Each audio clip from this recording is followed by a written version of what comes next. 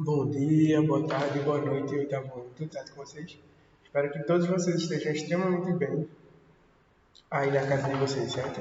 Na aula de hoje, nós vamos resolver algumas questões aí do capítulo 3, das páginas 77 a 85. Como de costume, você pode ter o livro e aí você abre comigo aí na página 77 e acompanha a resolução de questões. Ou você pode não ter o livro e aí você só acompanha comigo, certo? E se quiser anotar, só as respostas. Ó, mas antes, vamos revisar um pouco. Nós estudamos o capítulo 1, 2 e o 3. No capítulo 1, nós estudamos um pouco sobre...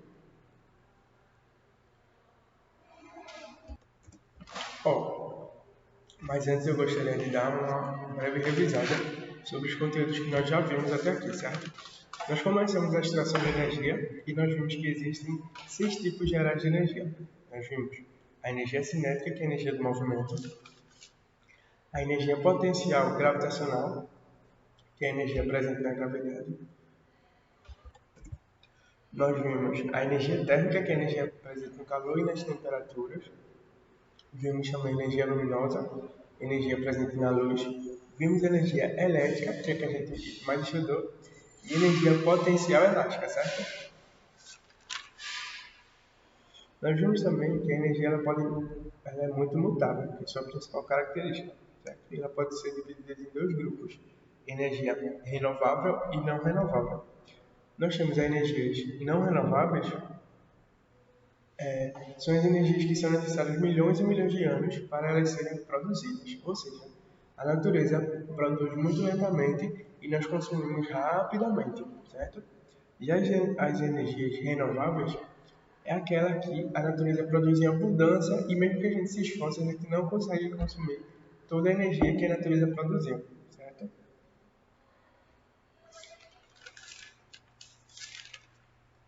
Depois nós começamos a estudar sobre eletricidade e nós vemos todas as coisas que a eletricidade está relacionada, certo? Vimos que a eletricidade é um fenômeno natural e que ela existe dentro do nosso corpo, inclusive, e também na natureza através do fenômeno dos raios. Nós vimos que o raio pode ser dividido de duas formas. Ele pode ser um relâmpago e um trovão, né? Ele vai ter essas duas partes, onde os relâmpagos vai ser a parte luminosa e o trovão a parte sonora, certo? Também eu falei para vocês que pela luz ser mais rápida que a velocidade, nós sempre vamos ver primeiro um raio na sua parte do relâmpago do que escutar, certo? Vimos que eletricidade é a ocorrência a partir de um atrito existente nos objetos, certo? E começamos a estudar sobre carga elétrica. Vimos o que é o átomo, tudo é feito de átomo. O átomo possui duas partes principais, quais são mesmo? Núcleo e eletrosfera, onde no núcleo existem prótons e nêutrons e na eletrosfera existem os elétrons, certo? Onde os elétrons têm carga positiva, os prótons têm carga, onde os elétrons têm carga negativa e os prótons têm carga positiva, certo? E os nêutrons não vão ter carga. Nós vimos também que a eletricidade ela pode ser dividida em duas partes. Existe a eletrostática, eletrodinâmica e eletromagnetismo, certo? Nós começamos a estudar sobre a eletrostática, que vai estudar a eletricidade na sua forma parada, ou seja, estática. Vimos que a eletricidade, na sua área da eletrostática, estuda muitos fenômenos de atração, que é quando os corpos se atraem, e repulsão, que é quando os corpos se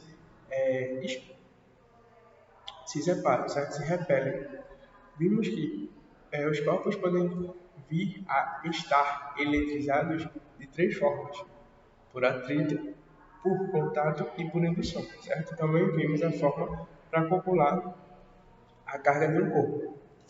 Vimos também o princípio da conservação das cargas. Vimos um pouco sobre os condutores, o que é o condutor, quais tipos principais de condutor, e também sobre os isolantes, quais os principais tipos de isolantes e etc. Depois nós começamos a estudar sobre a eletrodinâmica, que é uma área das ciências, né, que estuda as correntes elétricas. E corrente elétrica vai ser um movimento ordenado de elétrons, certo? Eu disse para vocês que existem dois tipos de correntes elétricas, as contínuas e as alternadas. Onde as contínuas, os elétrons vão se mover durante todo o tempo, só que eles sempre estão no único sentido, certo? Essa corrente contínua ela é pouco eficaz, porque não possibilita que os elétrons percorram grandes distâncias, certo? E ele é usado mais em aparelhos menores, como pilhas e baterias. E falamos também sobre as correntes alternadas, onde os elétrons mudam de sentido,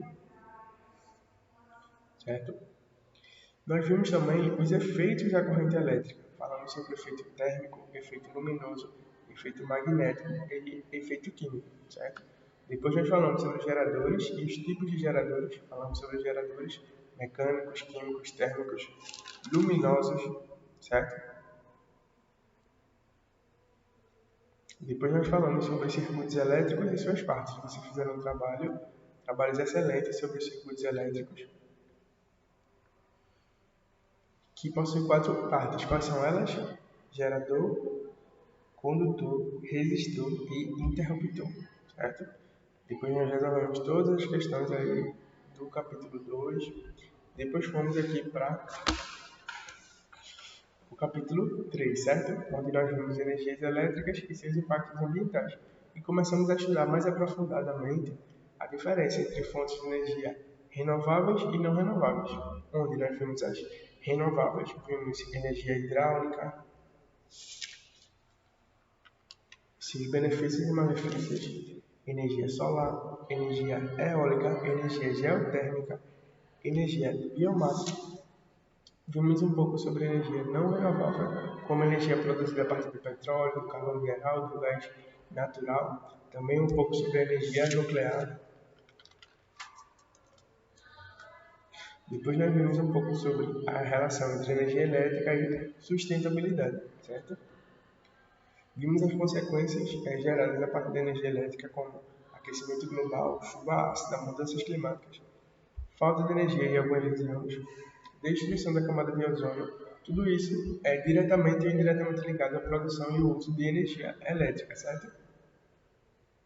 E para nós combatermos isso, eu falei que é importante nós termos 3 princípios: atitudes ambientais, atitudes justas e atitudes economicamente viáveis, certo? Também falamos sobre os 12 princípios do consumo consciente, onde eu falei para vocês que é necessário planejar compras, avaliar seus impactos, consumir o necessário, reutilizar, separar o lixo, usar mais sua consciência, né, antes de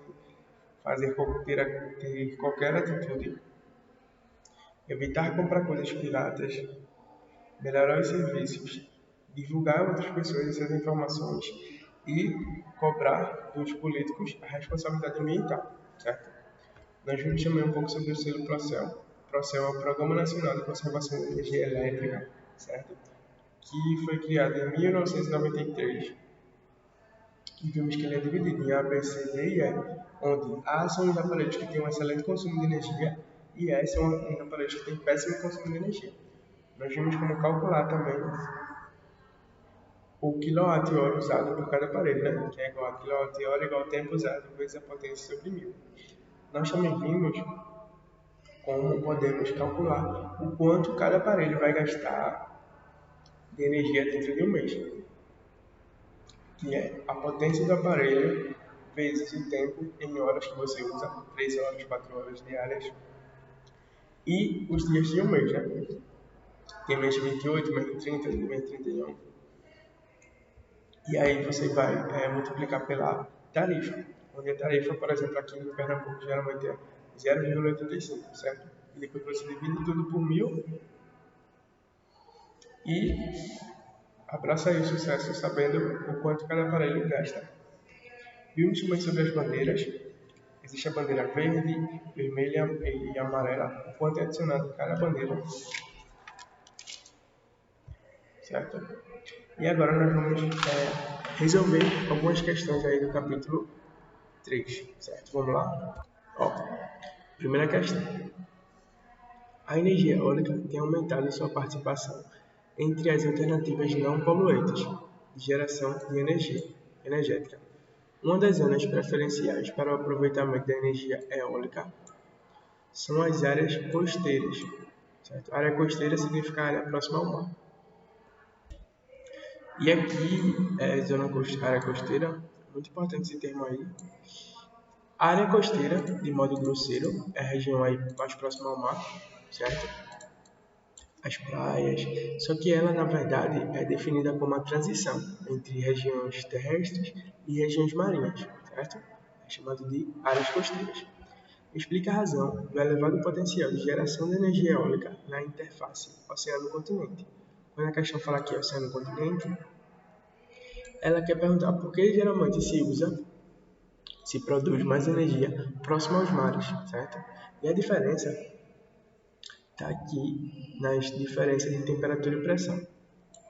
Por quê? Existe uma temperatura e uma pressão aqui na Terra, e no mar essa temperatura e essa pressão mudam. Logo, é mais viável cientificamente produzir vento no mar por conta da temperatura e da pressão diferentes do que na Terra, certo? Então a resposta seria: o elevado potencial de energia eólica nessa região se deve aos ventos regulares constantes, resultado das diferenças de temperatura e pressão entre terra e mar. Certo? Vamos para a segunda questão. As discussões sobre, aí para quem está perdido, estamos na página 77. As discussões sobre a instalação da usina hidrelétrica de Belo Monte iniciaram-se no começo da década de 1970, certo? Definindo os primeiros diagnósticos sobre o inventário hidrelétrico da bacia hidrográfica na qual a usina está sendo instalada. Em fevereiro de 2010, foi concedida a licença ambiental para a construção da usina, considerada a maior usina hidrelétrica inteiramente brasileira. Aponte um impacto ambiental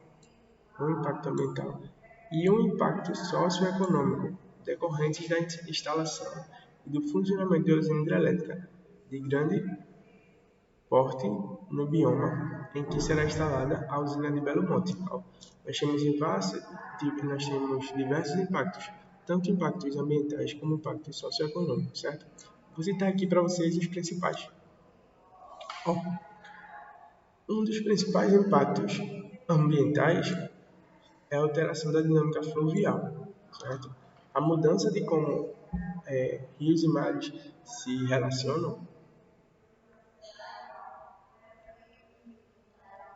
Por quê? O rio está percorrendo determinado local, certo?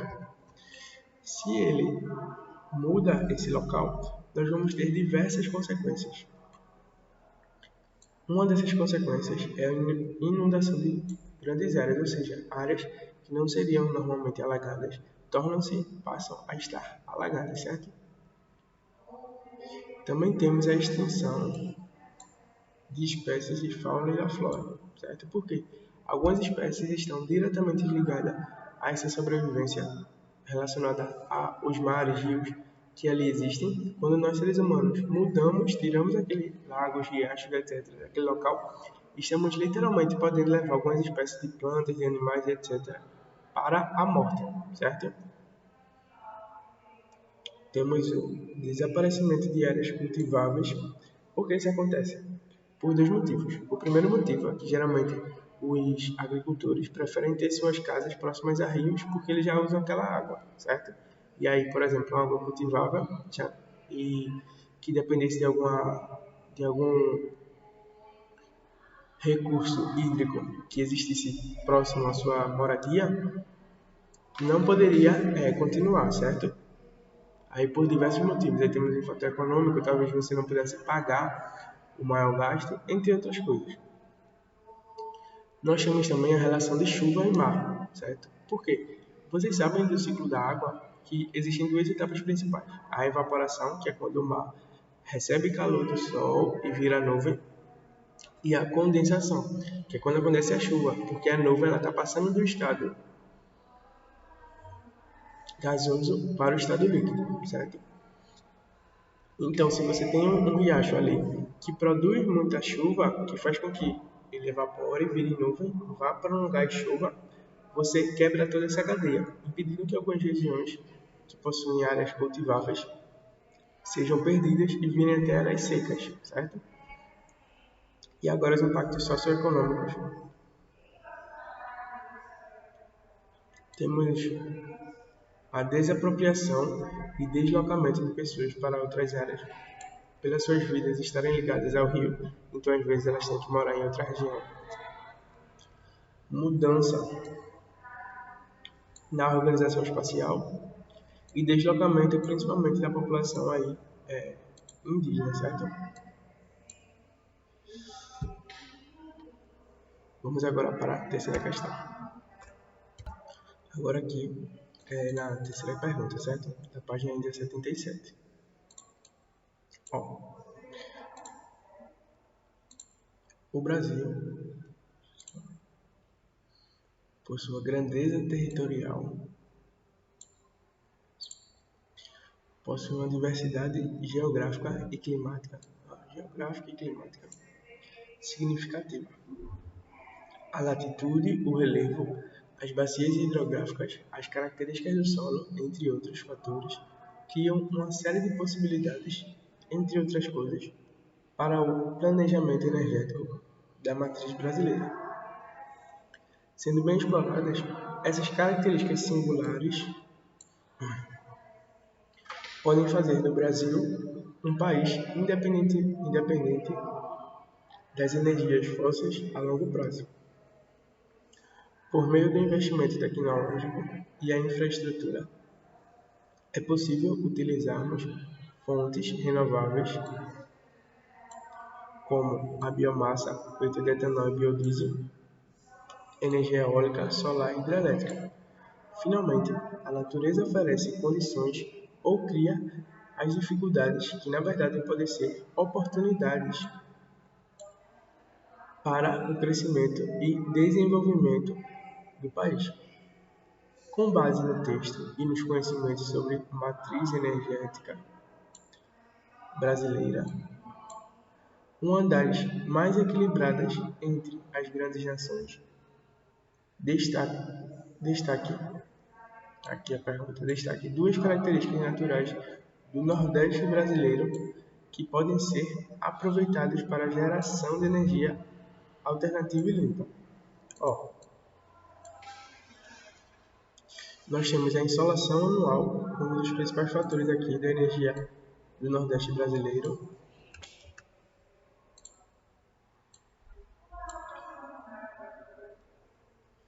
Certo? Essa insolação gera grande energia solar. Também no Nordeste existe um grande regime de ventos, certo? Principalmente aí no litoral, região de Pernambuco, Bahia, etc. E também da faixa setentrional, certo? Da energia eólica. Vamos agora para a página 78, certo? Aí questão 4 e 5. Deixa eu aproximar mais. Qual a diferença entre fontes que são renováveis e não renováveis? Esse aqui é bem simples, né? Não renováveis, a matéria-prima não se esgota, me desculpem, as fontes renováveis, a matéria-prima não se esgota e as fontes não renováveis apresentam matéria-prima esgotável. Como eu expliquei no começo da aula, temos fontes de energia renováveis e não renováveis. As renováveis, a natureza produz em grande quantidade, como água, luz solar, vento, tudo isso em abundância, certo? Ou seja, muita fonte de energia. Então, nós não temos como consumir tanta energia mais do que a natureza produz, certo? É inviável. Já as fontes não renováveis, a natureza demora muitos milhões de anos para produzir e nós consumimos assim, bastante. Então, uma hora, essa conta não vai fechar e as energias não renováveis vão chegar ao fim, certo? Como petróleo, carvão e gás natural, certo? Aqui, quinta questão. Petróleo, carvão mineral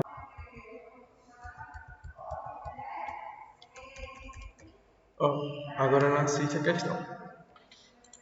A biomassa tem matéria orgânica e matéria-prima essencial para a produção de mais de um tipo de energia limpa. Os biocombustíveis, como etanol e biodiesel, são os maiores exemplos de uso de biomassa como fonte de energia, fonte energética, né? Sobre a biomassa, é incorreto afirmar aqui, frisando bem a palavra incorreto, certo? A biomassa apresenta baixo custo de operação, certo? E facilidade de armazenamento e transporte, tudo certo. Isso aqui é verdadeiro. É uma fonte de energia poluente, porém em menor intensidade, se comparada aos demais combustíveis, é verdadeiro. É uma fonte de energia poluente porque a cana-de-açúcar precisa ser queimada e essa queima gera gás carbônico, certo? Mas ela polui em pouca quantidade. Também verdadeiro. A biomassa pode ser utilizada a partir do reaproveitamento de resíduos agrícolas, tais como bagaço da cana-de-açúcar, verdadeiro também. Advém de matéria inorgânica, não. Biomassa vem de matéria orgânica, certo? Então, essa aqui, letra D, alternativa correta, entre aspas, porque a questão está pedindo a incorreta, certo? Vamos aqui ler a última. Apesar de menos poluente, o cultivo em longa escala de vegetais para biomassa pode causar prejuízos ambientais, pode ser, certo? Mas em pequena quantidade. Sétima questão.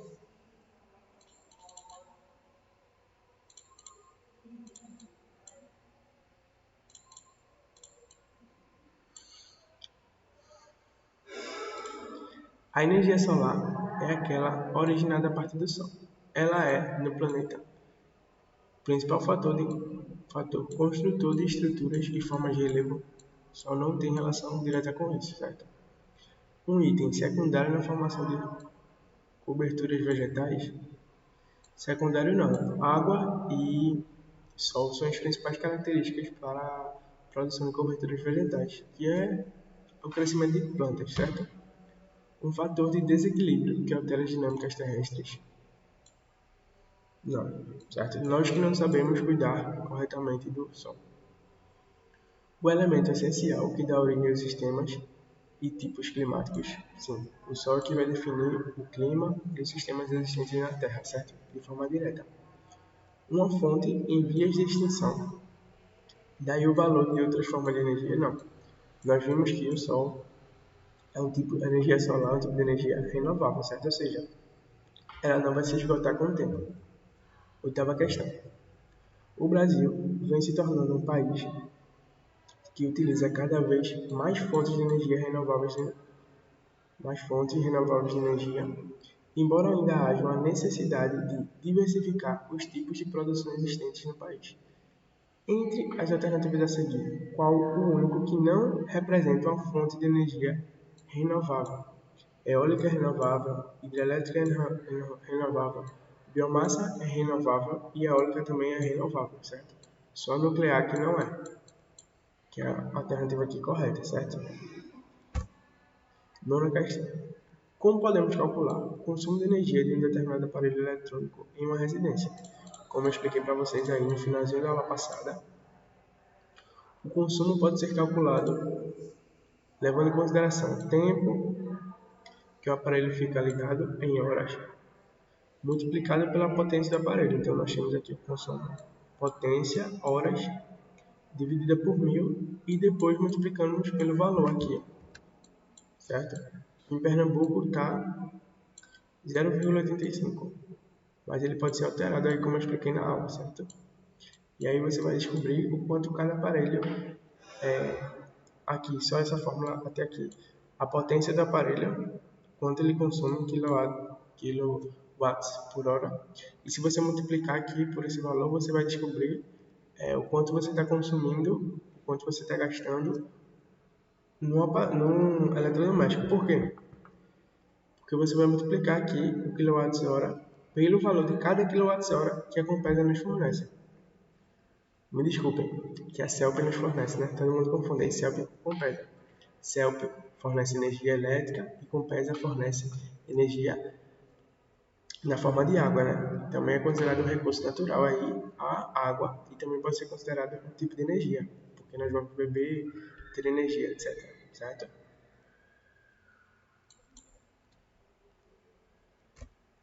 Décima questão. Uma fonte de energia muito utilizada no Brasil e no mundo é o minério fóssil, que quando processado dá origem a vários subprodutos, como gasolina, óleo diesel e querosene, além de gerar eletricidade nas usinas termoelétricas. A que fonte de energia se refere o fragmento acima? Minério fóssil. Vocês lembram que eu falei de algum combustível fóssil? O principal deles, que é feito de animais e plantas fossilizadas que existiram há milhões de anos atrás, é o petróleo, certo? Que eu expliquei na aula passada. Aí, letra D. Ó, como transformar energia solar em energia elétrica? Aqui utilizando células fotovoltaicas, certo? Que é aqueles aparelhos que muita gente bota em cima das suas casas para produzir energia. Qual é o tipo de transformação que ocorre em pilhas e baterias? Nós temos a transformação de energia química em energia elétrica, como eu falei na aula, certo? Qual é o tipo de transformação que ocorre nos ferros de passar roupa, fogo nos fogões e aquecedores de água? Essa é bem fácil, né? Energia elétrica para ligá-los em energia térmica, certo? É até lá um dos efeitos da energia elétrica que eu sei para vocês, que é a produção de calor, né? O efeito térmico. Só que nesses aparelhos, o efeito térmico ele é estimulado e não impedido como em outros aparelhos aí. Por exemplo, o efeito térmico ele impede o efeito térmico ele afeta, por exemplo, computadores. Se um notebook ou um computador esquentar demais, ele queima, né? Isso. Então nós colocamos ventiladores dentro dos computadores e notebooks para diminuir essa temperatura e eles não virem a queimar, certo? Isso é efeito térmico indesejável. Mas aí, em ferro de passar roupa, forno, fogão, aquecedores de água, é um efeito térmico desejável e estimulado, certo? Questão aqui, ainda na página 79, questão 14. A energia solar não provoca danos ambientais, podendo ser considerada uma fonte de energia limpa. De acordo com a afirmativa que você acabou de ler, julgue se ela está correta ou incorreta. Ela está incorreta, porque nenhum tipo de energia, nenhum tipo de processo de energia, ele é isento de malefícios, certo? Todos eles vão gerar algum malefício. Aqui na energia solar, ela vai emitir poluentes oriundos da produção de matérias utilizadas no sistema. Para se produzir essas estruturas chamadas de células fotovoltaicas, é necessário produzir sílica, e a sílica ela é prejudicial ao meio ambiente, aí como eu expliquei na aula, certo?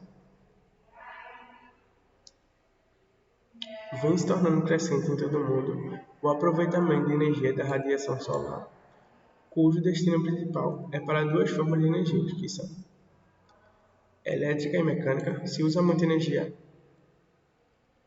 da radiação para produzir energia mecânica, para ligar carro e etc. Não. Automotiva nem é um tipo de energia, né? Mas mesmo assim ainda não é utilizada.